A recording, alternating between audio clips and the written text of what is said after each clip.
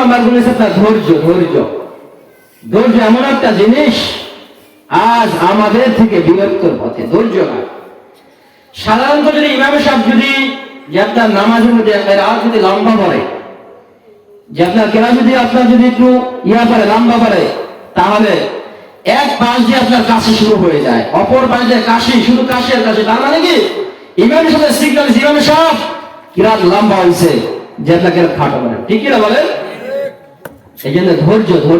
আপনার ধৈর্যের প্রতিফল কি? যে আপনার ধৈর্যের ফলাফল কি? সাওয়াবুল জান্নাহ, আস-সাবর সাওয়াবুল জান্নাহ। ধৈর্যের প্রতিদান একমাত্র আল্লাহ তাআলা করে জান্নাত। সুবহানাল্লাহ। এই জন্য প্রত্যেকটা আমল ক্ষেত্রে ধৈর্য লাগবে। দেখবেন অনেক যে আপনার আপনার রুকু করে, অনেকে রুকু তো গিয়ে সুবহান রাব্বিয়াল আযীম তিনবার পড়বে, এতটুকু পরিমাণও পড়ে না। এরকম মুসলিম সমাজে আছে কি নাই বলেন? আরে কথা বলে আছে কি নাই? এই জন্য রুকুকে ঠিকভাবে আদায় করা। জীবনভর নামাজ পড়ছেন, রুকু ঠিক নাই, আপনার সিজদা ঠিক নাই, কিরাআত ঠিক নাই, তাসবিহ তাহলিল ঠিক নাই, কি নামাজ পড়ছেন বলে? কি নামাজ পড়ছেন? নামাজ পড়েন না। নামাজ পড়ে না, শুধু মানুষকে দেখা যায় যে আপনি একজন নিয়মিত একজন মুসল্লি, সামাজিক নামাজ আদায় করছেন। এই জন্য রুকুকে ঠিকভাবে আদায় করা, সিজদাকে ঠিকভাবে আদায় করা। এক সিজদা থেকে আরেক সিজদা যাবেন, ওখানে ঠিকভাবে মাথাকে টান দিয়ে তারপরে বসা। এই জন্য যে আপনার ধৈর্য লাগবে, ধৈর্য। প্রত্যেকটা ইবাদতের ক্ষেত্রে আপনার ধৈর্য লাগবে। এই জন্য ধৈর্য ছাড়া ইবাদত আপনার ঠিক হবে না, কোশ্চিন করা তো ঠিক হবে না। এই জন্য ধৈর্য লাগবে। ইন্নামা ইউওয়াফাস সাবিরুনা আজরাহুম বিগাইরি হিসাব।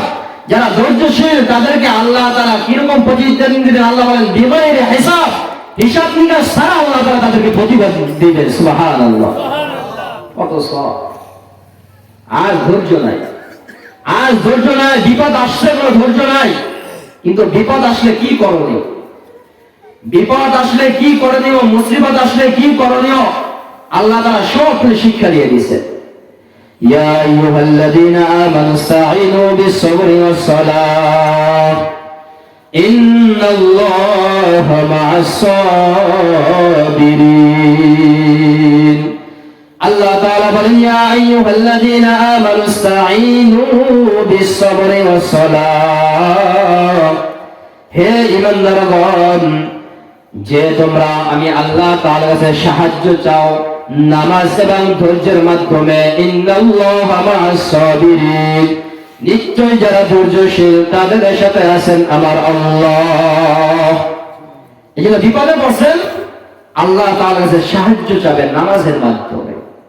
সাহাবাদের অবস্থা কিন্তু এরকমই ছিল। বিপদ আসছে, ওযু করিয়া যে আপনার নামাজের মুসল্লা দাঁড়ায় গেছে, আল্লাহর কাছে সাহায্য চাইছে। এই যে সাহায্য চাইতে হবে কার কাছে? আল্লাহর কাছে। যে মানুষের কাছে আগে হাত পাতবো না, আল্লাহর কাছে চাবো। আল্লাহ তাআলা মানুষের মাধ্যমে আপনার কাছ পর্যন্ত আল্লাহ তাআলা পৌঁছে দিবেন। এই জন্য বিপদ আসলে আল্লাহ তাআলার কাছে সাহায্য চাবো, আল্লাহর কাছে সাহায্য চাবো যে আল্লাহ আমি এই বিপদে পড়েছি, এই বিপদ থেকে উদ্ধার করার মতো কেউ নাই, আল্লাহ তুমি আমাকে বিপদ থেকে উদ্ধার করো। একমাত্র আল্লাহ তাআলার উপর পরিপূর্ণ ভরসা রেখে তারপর আপনি আল্লাহ তাআলার কাছে বলবেন। আল্লাহ তাআলা আপনার সমস্ত প্রয়োজন, আল্লাহ তাআলা আপনাকে বিপদ আপদ থেকে আল্লাহ তাআলা হেফাজত করবেন, আল্লাহর ওয়াদা। এই জন্য ভালো আমলের জন্য 3 নম্বর গুণ কি বললাম? যে আপনার ধৈর্য লাগবে, ধৈর্য। 4 নম্বর হচ্ছে ইখলাস।